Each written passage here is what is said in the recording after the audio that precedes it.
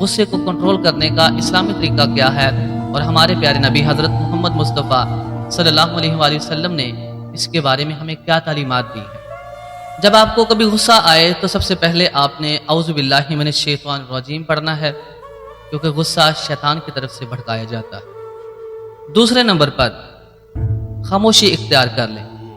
नबी करीम सल्लल्लाहु अलैहि वसल्लम ने फरमाया, जब आप में से किसी को गुस्सा आए तो आप खामोश हो जाएं, क्योंकि खामोशी बाज़ औक़ात अक्सर ऐसे नुकसान को रोक देती है जो अल्फाज नहीं रोक सकते।